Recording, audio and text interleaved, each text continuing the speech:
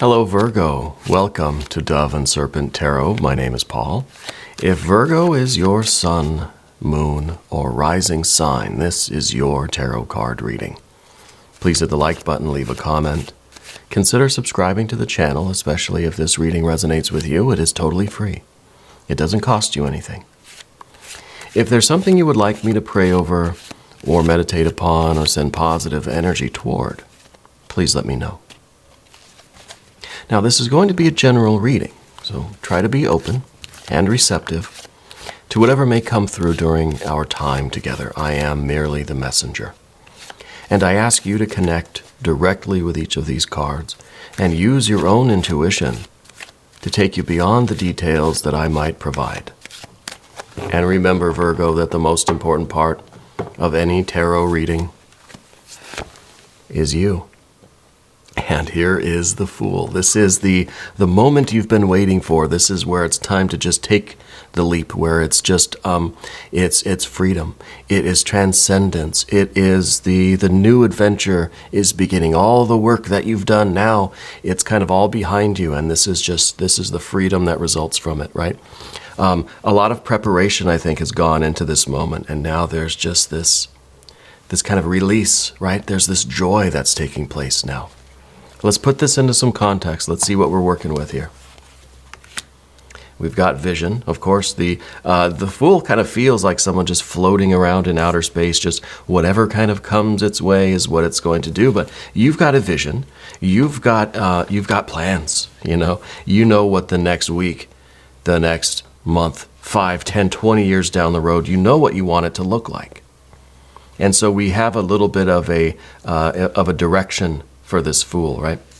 And it's kind of an interesting opposition too, because this is the one that has the vision, that has the plan, that wants the long-term goals. The Fool is just, I don't care what happens. I'm just happy to be out here doing it. Yeah. And so this is a really good combination of cards. 10 of Cups, beautiful energy. I feel like this really is that moment where the rest of your life is beginning, where you're starting now to, like all this preparatory, let's see what's back here in the preparatory work. A lot of challenges. 2 of Wands, a lot of challenges of all sorts of different kinds. This is a very simple card. It's a 2. It's not very complex, right? So there's a lot of challenges of a lot of different kind here. And I think it's all led up to this moment where now it's just kind of like, now we've achieved liftoff. Okay, now it's just a matter of making sure that, our feet are pointed in the right direction. We've got Empress card. Oh my goodness. And we've got Death in this future position. This is interesting. This is transformation. Now, don't get scared. I heard everybody gasp when the Death card showed up. The Death is a wonderful card. It's all about the process of change. Okay? We've achieved liftoff. This was the moment that you've been waiting for. But now we've got to always be checking our trajectory. Like I said, we have to be looking at our feet. Make sure we're pointed in the right direction, right? In the direction that we wish to evolve. And so now it implies that there is kind of a co-creatorship here with you in spirit, that you're able to nudge your evolution just a little bit. And it's kind of, if you think of a spacecraft, it might have to make these little bursts of gas or whatever. I don't know what kind of gas it is. Just these little bursts in order to keep it pointed in the right direction. So these little tiny course corrections, yeah? These little tiny adjustments are what keep you going straight ahead. And so that you're able to keep your nose or your feet, your toes and your nose pointed in the right direction toward the future that you are envisioning with this Knight of Pentacles. Yeah, really, really good energy. My gosh. Let's see what else we've got up the path of the Serpent here. A 4 of Wands, a 3 of Cups, a 4 of Cups, and the Wheel of Fortune. This just can't get any better. I don't think this could get any better even if I tried. We've got a lot of good stuff here. This is, I like that we have both wheels. Right? We've got the Wheel of Fortune, we've got the Wheel of Time. Yeah. And I think that this is really, you have these kinds of long-term goals, you have incremental goals. Now, when I say that this card has the vision, right? I think you can kind of see It's like you check it. It's like you look through the telescope and you can see, okay, yep, we're still headed towards that destination. So then we're able to kind of know that what we're doing right now is the right thing. Good, we're doing great. If we look through that telescope and we see that, we're starting to kind of drift out of the viewfinder here, then we know we have to make some corrections right now. It's almost like you can see the result of you can see your karmic consequences with this card, okay? So we know the importance of every thought, word, and deed right now. And I think that this really it's an intense freedom with that Fool energy. This is fun. This is great. You've achieved liftoff, right? You've transcended. But now it's kind of like, now the real work begins. Now you've got to make sure that you're staying on course toward the future that you want. You've freed yourself from something, it feels like. Yeah. You've achieved something. You've got all this effort behind you. And now it's like, all right, now we're really flying, It feels really, really good. Let's select the mystery card, bonus card, confirmation card. This is a random card from the Smith-Waite Tarot. This is the factor infinite and unknown. We're going to set it here. Tiny Bob Ross right on top. We're not going to look at that card until the very end, but, it should tie everything together, and hopefully it will give us our confirmation at the end. If at any point during the reading you feel like you know what that card is or you have a hunch, I want you to put your prediction down in the comments. All right? Let's do it together. Let's make it a group exercise. Okay. Looking around the room, we've got major, major, major, and major. This is your cosmic quest. This is your kind of cosmic destiny. This is your journey, right? We have the Wheel of Fortune. This is cosmic time, right? We have the Wheel of Fortune. We have the Wheel of Time. And so this is your destiny, and this is kind of things happen when they are meant to happen. And you are getting ever closer to your Empress status, this kind of the best life that you could envision for yourself. The life where you are the co-creator, right? Where you know that what you contribute is going to be equal to the rewards that you reap, right? You get out of it what you put into it. And this is really a life that is in harmony with the universe. It's in harmony with nature. You've got your birds and things. This is a life where your sacrifices are valued, where your sacrifices are acknowledged and appreciated and returned to you, right?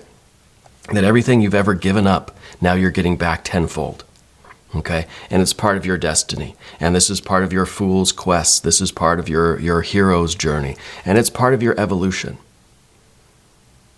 Okay, a lot of growth is taking place in this, and the way that you are maturing. I think when we look at the Death card, it's kind of like, look where you were 10 years ago, and then look where you are now, or 20 years ago, or last week, whatever, right? Make that comparison, and that's all right. And that kind of brings us to the earthy cards, because we've got the major arcana. We do have our fiery cards. We've got a lot of watery cards. And then we've got, of course, the Earth card. We don't have any air energy. There's no doubt. There's no confusion. There's no question of the plan here, because we have cosmic time and the earthy terrestrial time, right? We have the Wheel of Fortune and the Wheel of Time. So there's no confusion. And what I mean with this is that, yes, you have a schedule. Yes, you have these milestones, these goals that you would like to reach. You know your big, huge, unbelievably great goals, the big destination, and all the kind of markers and signposts along the way, those smaller goals, right? But that things are not always going to go according to your schedule. They are not always going to be on your timetable or happen when you think they should. We're on cosmic time, right? Things might take longer than we anticipated, or they may even happen sooner than we anticipated. It doesn't disturb you. It doesn't cause you to have to recalculate things or redo. It's just like, okay, I'm just going with the flow. We know that our terrestrial time, our Wheel of Time, is our watch, really. And I'm not wearing my watch today. Weird.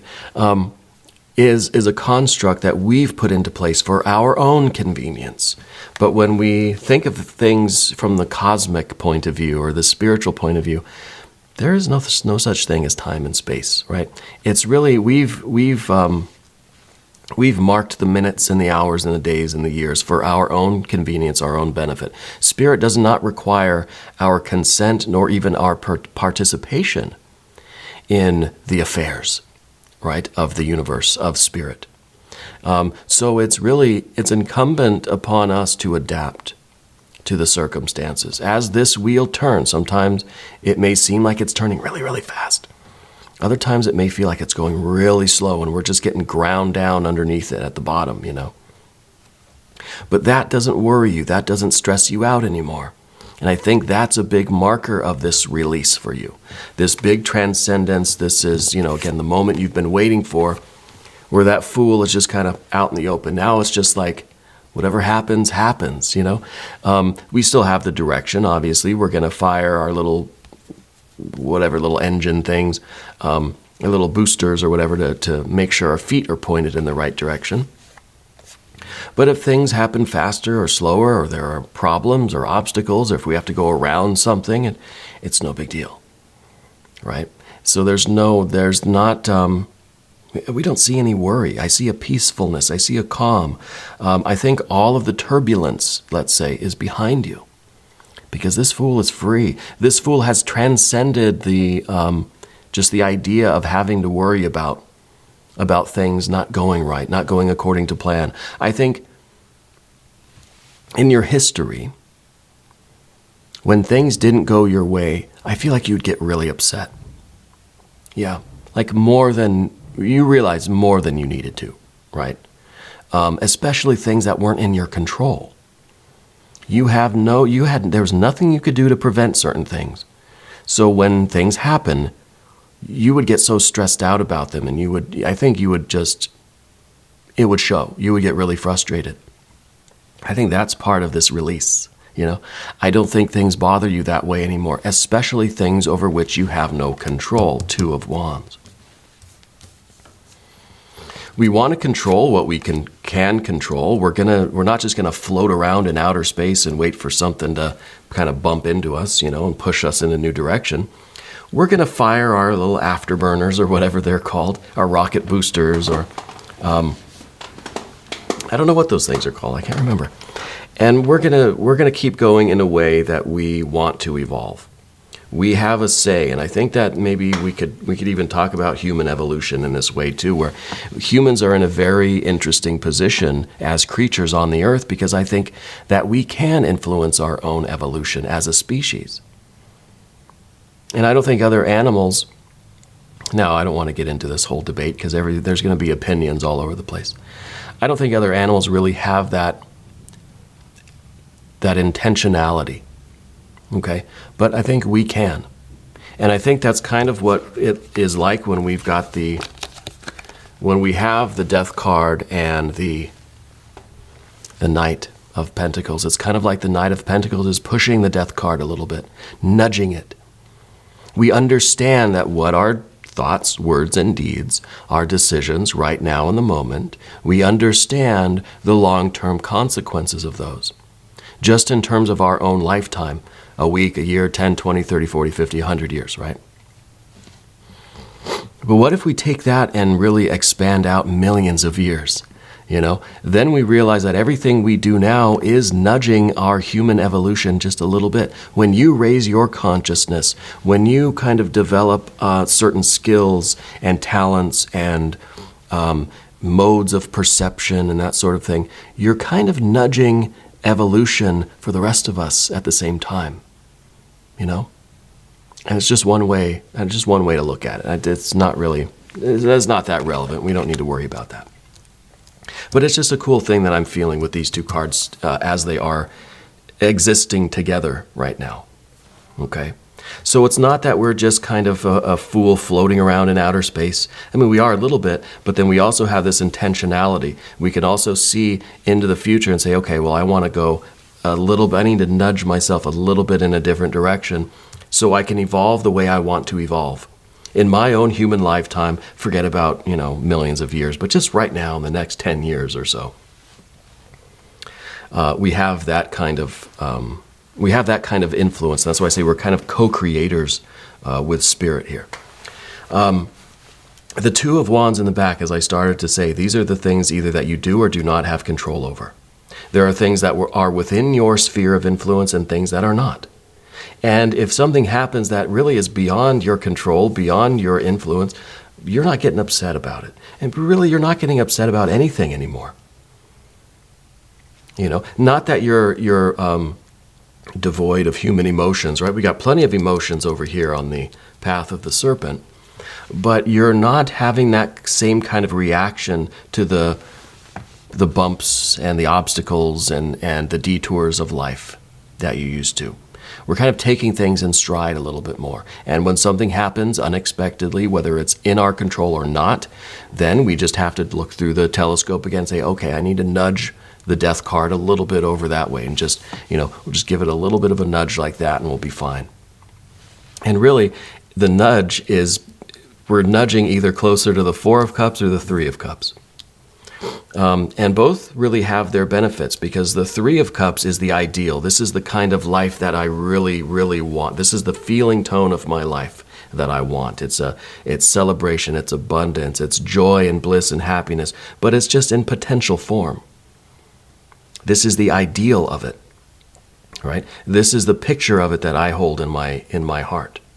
The Four is what we really get. You could have something that is promised, that is definite, that will be guaranteed. You can either have this guarantee, but it's not going to be as good, right? It's a Four. It's kind of dark. There's some storms here and there. Or you could live in this almost a fantasy, right? You could live with this potential where it is always blue skies. It is always calm waters. It is always love and joy and bliss, but it's not guaranteed. So which one do you choose? Do you choose the certain thing that's a little bit less in quality, or do you choose the uncertain thing that is of the highest absolute, quality? Well, I don't know, and I'm not going to tell you. I think that we kind of it's part of our nudging the universe one way or the other, and really the idea is to get right somewhere in the middle. I think, for me anyway. And so anyway, that's what I kind of see that we're doing on this emotional level. Because of course we're going to have a life that is going to have ups and downs. We're going to get a Four of Cups life no matter what, right? As a baseline. As a baseline, there's going to be good days, bad days. Now, if you nudge yourself more over to I'm going to try for those really, really, really, really good days, right? But then maybe we'll run into some really, really, really, really bad days. Or we can go this way and just say, this is guaranteed to have this every day, right? It's like you have a wish, or and you could either have the same meal every single day, and it's a meal that you like. It's pretty good. It's not your favorite meal, but it's good. It's healthy. It tastes yummy. You could live with it forever, right? Or you could have the best meal that you have ever tasted, but it's not guaranteed every day. Some days you're going to get something that you might really, really hate, but you still got to eat it. That's your meal for the day, right? So what do you pick? Do you pick the sure thing that's mediocre, or do you gamble and go after that highest ideal of love, of abundance, of joy, of bliss, of pleasure, knowing that you very likely could run into some stuff that you absolutely hate? Okay. Anyway, that's kind of a side track, I guess. The Empress up here is really... it's kind of that boss energy, right? And to me, it feels, this feels like karma. It feels like everything that you've ever sacrificed, every hardship that you've ever endured, everything that you've ever denied yourself for the sake of your path is going to be returned to you. It's going to be waiting for you in abundance, okay? And I think that's part of the Ten of Cups too, because we have to understand, and it all ties into this choice that we're talking about, because the Ten of Cups is... another question. It's like, do we want all of our desires fulfilled, or do we want to make sacrifices and give of ourselves. You see the pelican there, that is kind of, in mythology, it feeds its young from its own blood, right? It'll cut open its breast and feed its children, that nourishment. So it's sacrificing of itself to take care of other things, right? So we can have a life that is like that, or we can have a life that is all of our desires are always fulfilled, that we are just always being filled up to the very brim of what we want. And this, for me, is like, if you become sugar, you can never taste sugar. If you never have to sacrifice, if you never have to give, then you're going to lose all the joy of receiving. You're going to lose all the joy of having if you always have. Yeah. So I think this is, it's an interesting time in your life, and I feel that this is kind of what we've been waiting for, is this release. And I think the Fool is open to all experience. Maybe we don't know. Maybe we don't have to choose between these two, because maybe down here with the 3 of Cups and the 10 of Cups, these are the ideals that in reality aren't ever going to really materialize. I don't think will ever reach that kind of perfection. And so we're not really striving for that perfection. I mean, we are striving for perfection, knowing that we're going to probably get a lot of the 4 of Cups too. And I think that's why I'm saying we're trying to go right in the middle. We're trying to go right between the two, because we do want to strive for perfection, but we also know that we have to take what life gives us, that we can't control everything, and that we will have sacrifices to make. But it's almost that those sacrifices make the rewards so much more meaningful to you. Yeah. I want to take a look at the mystery card. I wonder if that's going to be, well, maybe the 2 of Pentacles, but I'm kind of thinking like the Art or the Temperance card. Yeah, the blending of these kinds of these energies. So let's see what Tiny Bob Ross is doing. Thank you, tiny little Bob. I'm thinking Temperance card, or I'm thinking the Moon, or I'm thinking the 2 of Pentacles. Okay. If you have a prediction, go ahead and put it in the comments. Right? Let's figure it out together. We might as well. It's not going to hurt us anyway to try, even if we're wrong. That's okay. Let's see. Oh, it's the Judgment card. This is the rebirth. This is the reawakening. This is the card where it is like the Fool has been woken up. I think that this was and is continuing to be a really huge transformation of your life, a real, a new era for you. It really, to me, feels like liftoff. And it feels like the Fool is born out of this. This card is kind of like the babe in the egg, right? And this is that birth, that emergence into this new thing. This is a rocket ship that takes you off of this terrestrial planet, out of the terrestrial realm, and puts you in touch with the cosmos, with spirit. And I think it's really the transition between terrestrial time and cosmic time. Because I do like to say that the Wheel of Fortune is Spirit's wristwatch, right? The cosmic timepiece. And so this is the cosmic timepiece. The Judgment card is the spiritual alarm clock. The trumpet, the angel blowing the trumpet right in your face saying, wake up. Yeah. And the Fool wakes up and is just free. And it may be a free, maybe literally, there might be maybe this financial freedom, but I feel like it's more like just mental freedom, like spiritual freedom, like not tied down by all this stress and worry and all this chaos.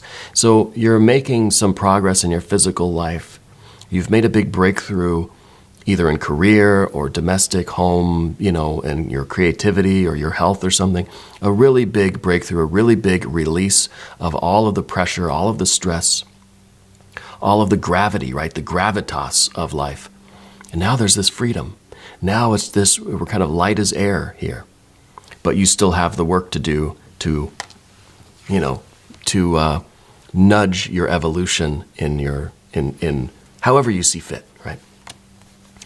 But I think that this card really does confirm that it is a major transition, that it's the beginning of a new era for you. And it really is the moment that you've been waiting for.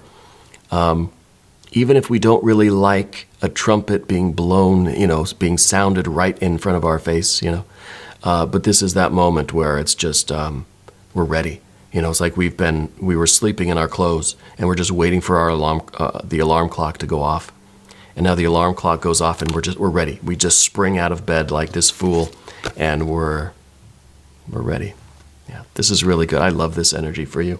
We're going to do an extended reading. If you want to stick around, there is a link up in the corner. And there's one down in the video description. New readings for Virgo every Tuesday and Saturday, 6 a.m. Chicago time. If you have not subscribed yet, please do. It is totally free, doesn't cost anything. Leave a comment for me. Let me know where in the world you are watching from. Go ahead and check in. Give a shout out to where you are right now.